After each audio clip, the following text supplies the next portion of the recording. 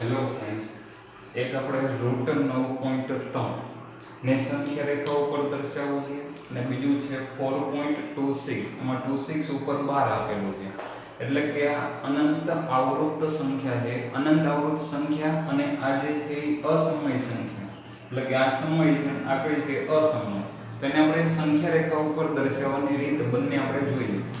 આ જે દાખલો છે તે સ્વાધ્યાય 1.4 માં છે અને આ સ્વાધ્યાય 1.5 માં છે. પહેલા આપણે આને જોઈએ. આપણે જે ગઈકાલે લેક્ચર મૂકેલો છે એ અંતર્ગત તો કે રૂટ 9.3 થી દોરવું હોય તો સૌથી પહેલા શું કીધેલું તો કે તમારે 9.3 સેન્ટીમીટર લેવાનું.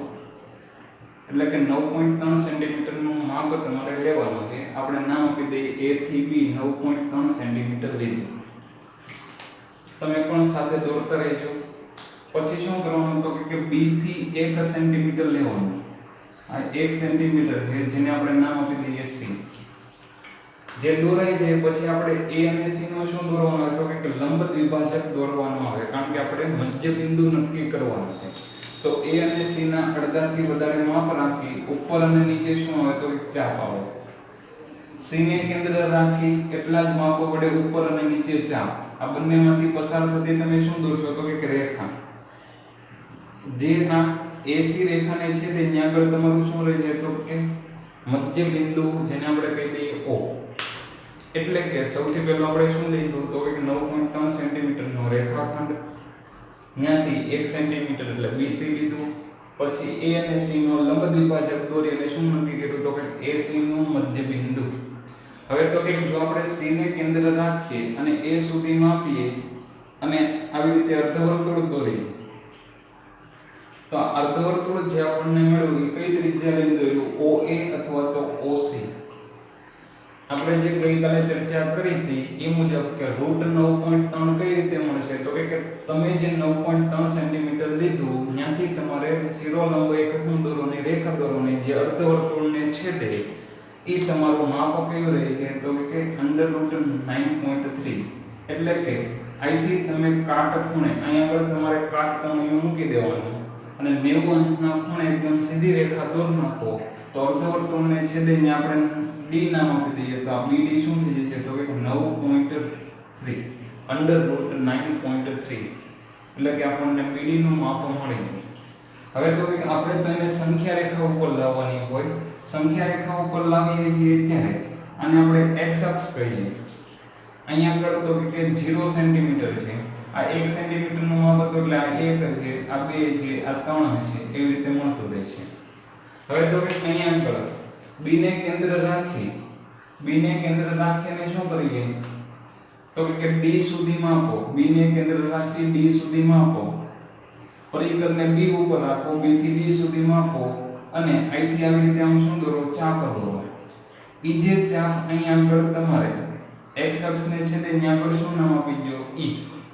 એટલે કે સંખ્યા રેખા ઉપર BE એ શું દર્શાવે છે તો કે √9.3 દર્શાવે છે. સંખ્યા રેખા ઉપર કેટલું દર્શાવે છે √9.3. અંદાજિત તમને ક્યાં આગળ મળશે તો કે 3 સેન્ટીમીટર પછી મળશે. એટલે કે 1 2 3 અને 3 પછીના ભાગે તમને મળશે. તો અહીંયા આગળ આપણે સંખ્યા રેખાઓ જોઈ. કઈ સંખ્યા રેખા દર્શાવે તો કે અસમય સંખ્યા અથવા તો √x ને સંખ્યા રેખા ઉપર દર્શાવે. સૌથી પહેલું તો કે આપણે અર્ધવર્તુળ ઉપર શિરોલંબ અંતર મળે જેને આપણે ક્યાં લેવાનું છે તો કે x અક્ષ ઉપર લેવાનું. અને એનું પ્રોજેક્શન લીધું એવું પણ કહી શકાય. એટલે કે એનું માપ B ને કેન્દ્ર રાખીને આપણે શું કરી દીધું તો કે x અક્ષ ઉપર લીધું. તો હવે આપણે બીજી સંખ્યા રેખા જે સમય સંખ્યા રેખા છે. અસમય અને સમય સંખ્યા રેખા ભેગી ન થાય એ માટે સાથે આપણે સમજીએ છીએ. તો હવે તમારે બીજી સંખ્યા રેખા દોરો છો તે માટે શું કરવાનું રહેશે તો કે ફક્ત સ્કેલથી જુદી જુદી સંખ્યા રેખાઓ દોરવાની છે. અહીં આગળ તો કે અનંત આવૃત્ત દશાંશ વિતરણ હતું. કેવું દશાંશ વિતરણ હતું? અનંત આવૃત્ત. અનંત આવૃત્ત હોવાથી એવું કીધું કે કેટલા સ્થાન સુધી દર્શાવો? 4 દશાંશ સ્થાન સુધી.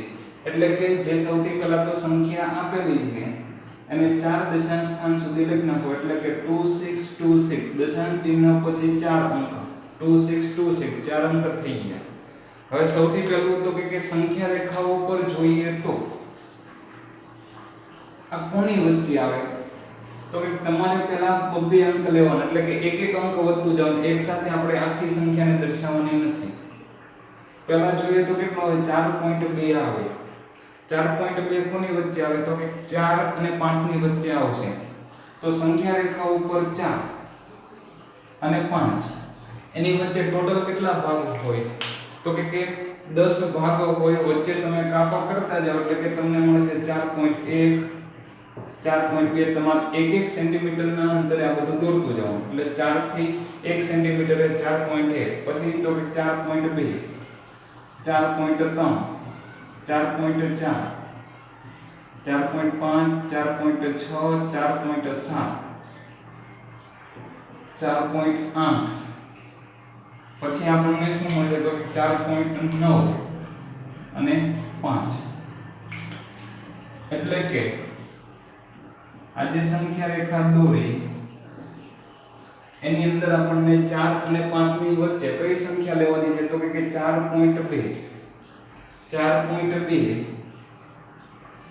અહીંયા આપણે હવે જોઈએ તો કેટલા અંક છે તો કે 26 છે એટલા માટે હવે કોની વચ્ચે આવે તો કે 4.2 અને 4.3 ની વચ્ચે આવે તો આટલો ભાગ છે એને આપણે શું કરી દેવાનું ઝૂમ કરી દેવાનું એટલે કે એને આપણે પાછું મોટું કરી દઈએ અને ફરીથી એની માટે સંખ્યા રેખા દોરીએ પહેલા આપણે નક્કી કર્યું કે 4 અને 5 ની વચ્ચે આવે કઈ સંખ્યા તો કે 4.2 4.2 મળી જાય પછી આપણે 4.2 નહીં આપણે તો શું જોઈએ છે તો 4.26 તો 4.26 એટલે કોની વચ્ચે થાય 4.2 અને 4.3 ની વચ્ચે અહીંયા આગળ શું હોય તો કે 4.20 છે આ 4.30 છે તો હવે અહીંયા આગળ આપણે શું લખીએ તો કે 4.20 અને આ બધું જે આપણો છેલ્લો ભાગ હોય ત્યાં આગળ શું આવશે તો કે 4.30 ફરીથી દરેક કાપાએ આપણે લખતું જવું પડશે એટલે કે 4.21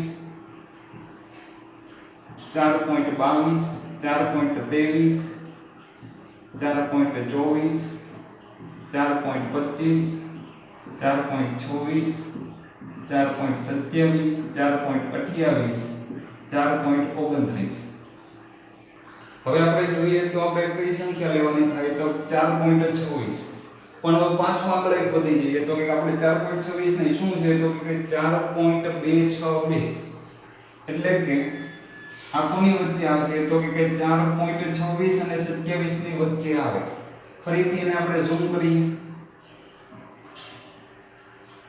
તો આપણને શું મળશે તો કે સંખ્યા રેખા ઉપર જે અહીંયા આગળ હતું એ 4 પોઈન્ટ કેટલું થઈ જશે તો 26 4 પોઈન્ટ કેટલા તો કે 27 હવે તો કે એની આગળ હકીકતમાં શું હોય તો કે 420 4.260 અને 4.270 પછી ફરીથી ક્રમિક રીતે લખતા જાવ તો 261 4.262 4.263 4. તો કે 264 આવી રીતે બધા અંકો આપણે લખવા પડે હવે આપણે જોઈએ તો અહીંયા આગળ કઈ સંખ્યા આવે તો કે 262 આવે 262 આવી ગઈ 262 પછી હજી એક અંક લેવાનો છે એટલે કે હજી 6 લેવાના છે તો આની પછી આવે તો કે કોની વચ્ચે આવશે તો 4.262 અને 4.263 ની વચ્ચે આવે તો ફરીથી સંખ્યા રેખા ઉપર દર્શાવીશું ફરીથી આખી સંખ્યા રેખા દોરીશું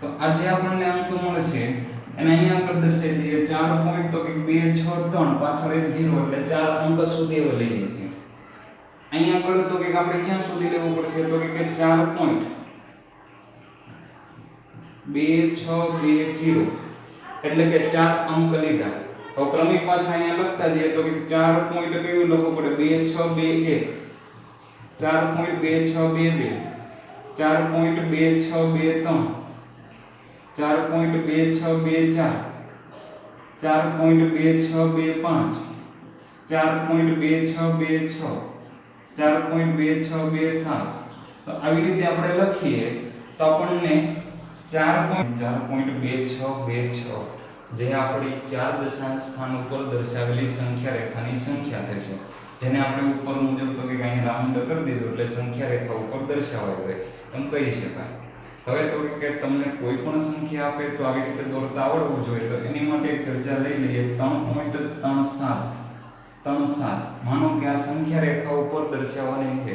તો સૌથી પહેલા તમે કઈ સંખ્યા રેખા લેશો તો કે 3 અને 4 વાળી લેશો 3.1 3.2 એવી રીતે દોરશો પછી તો 3.3 મળી જાય તો 3.3 પછી કઈ આવે તો 3.4 એટલે કે 3.3 અને 3.4 ની વચ્ચે તમે 3.30 3.31 3.32 એવી રીતે લેતા જશો 3.37 મળશે પછી 3.37 હતું તો 3.37 અને 3.38 એટલે કે પછીનો એકમ એ બંનેને પાછું જમા કરજો તો 3.370 થી 3.380 સુધી તમારે દર્શાવવાનું રહેશે એવી રીતે આપણે સંખ્યા રેખા દોરીએ તો જે છેલ્લી સંખ્યા છે એ આપણને મળી જશે ક્યાં સુધી સંખ્યા રેખા દોરવાનું તો કે જેટલા દશાંશ સ્થાન સુધી કીધું હોય એટલી સંખ્યા રેખા આવે 4 દશાંશ સ્થાન કીધું તો 4 સંખ્યા રેખા આપણે દોરવાની થાય જય હિન્દ જય ભારત।